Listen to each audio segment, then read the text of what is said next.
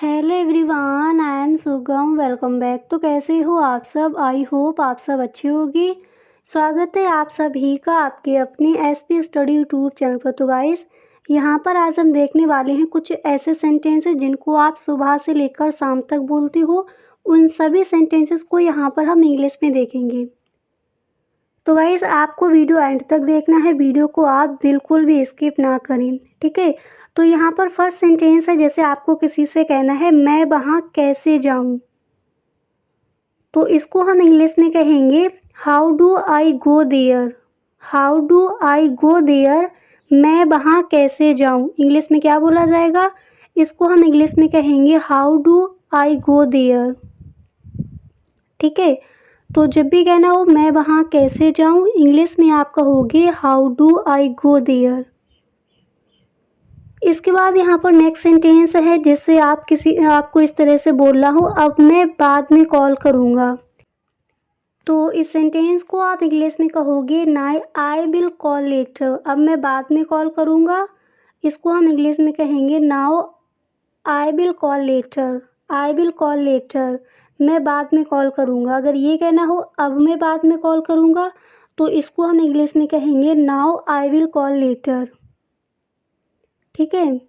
इसके बाद यहाँ पर आपका नेक्स्ट सेंटेंस क्या है उसको देखते हैं।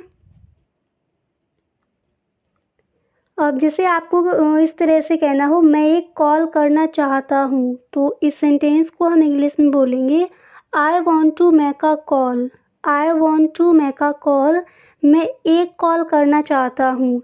अगर ये कहना हो अब मैं बाद में कॉल करूँगा, तो इंग्लिश में कहेंगे now I will call later. मैं वहाँ कैसे जाऊँ, तो उस सेंटेंस को इंग्लिश में क्या बोला जाएगा? How do I go there.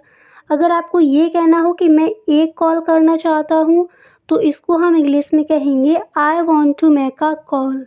I want to make a call, ठीक है। तीनों सेंटेंसेस आई होप सही ढंग से आपको याद हो गए होंगे।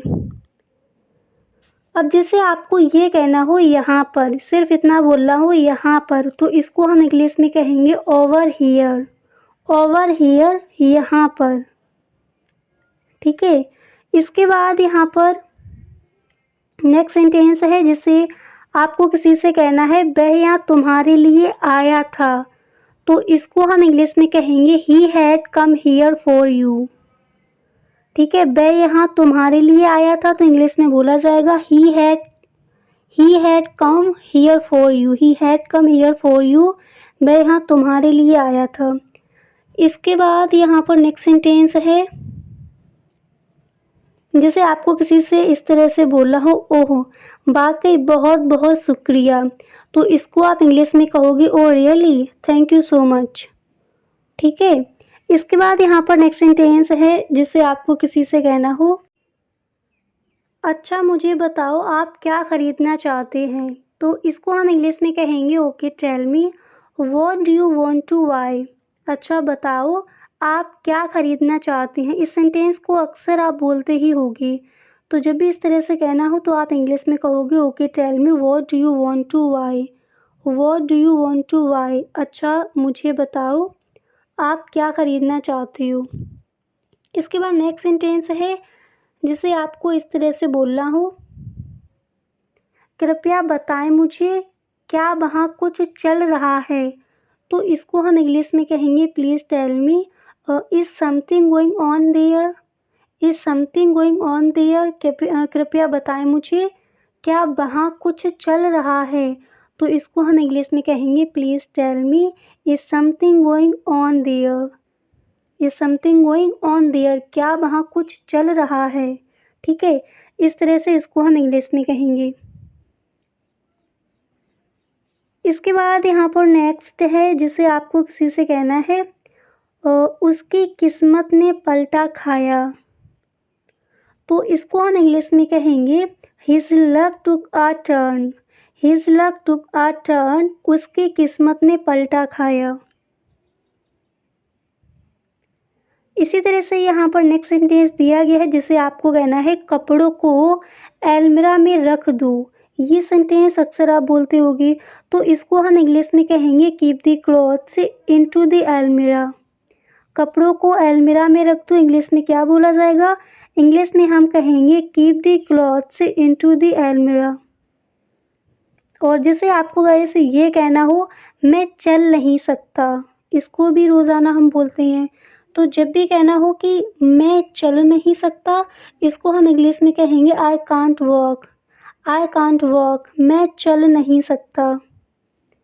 और अगर आपको ये कहना हो इसका क्या मतलब है, तो इसको हम इंग्लिश में कहेंगे what does it mean. What does it mean, इसका क्या मतलब है?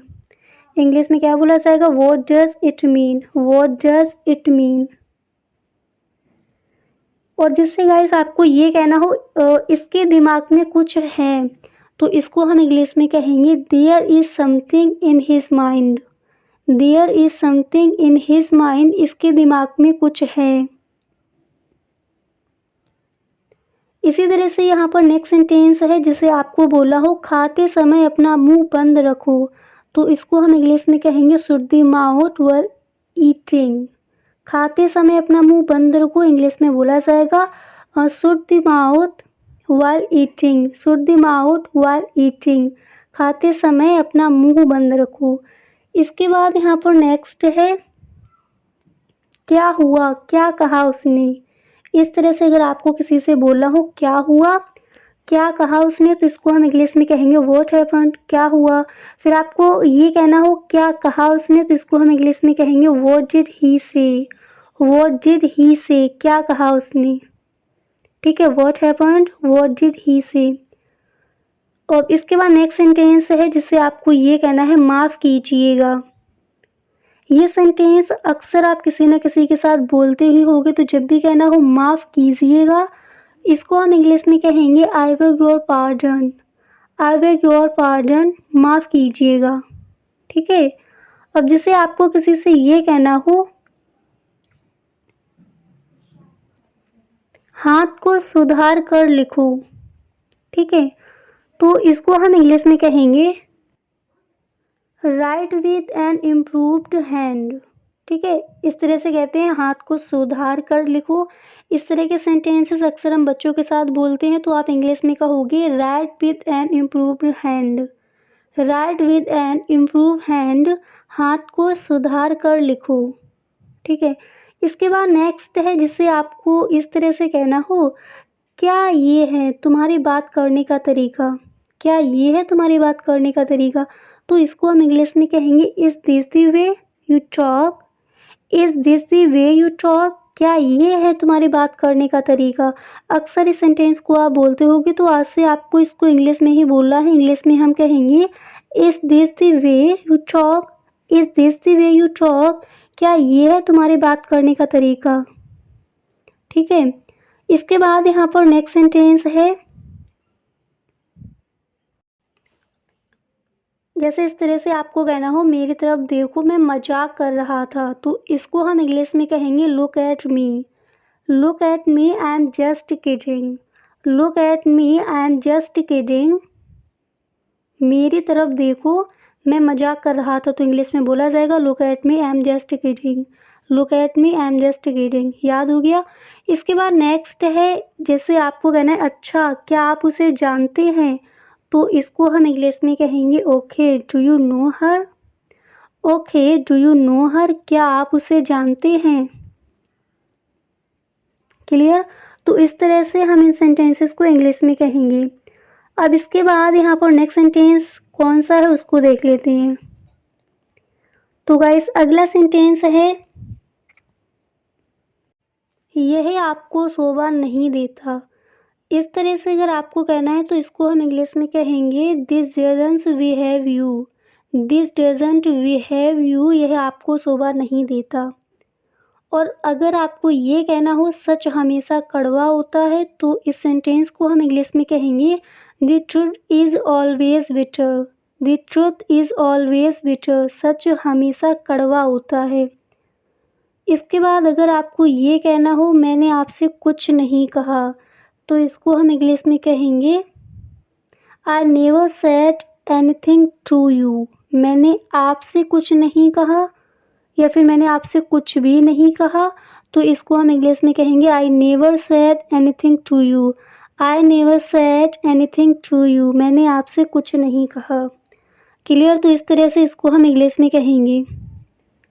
तो गाइस आज के लिए बस इतना ही, मिलते हैं नेक्स्ट वीडियो में। यहाँ पर आपने देख लिए कुछ ऐसे सेंटेंसेस जिनको हम रोज़ाना बोलते हैं। इसी तरह से नेक्स्ट वीडियो में भी कुछ ऐसे सेंटेंसेस को देखेंगे जो पूरे दिन में आप बोलते रहते हो, उन सब की इंग्लिश देखेंगे। तो गाइस उस वीडियो को देखना आप ना भूलें। Okay, thank you so much.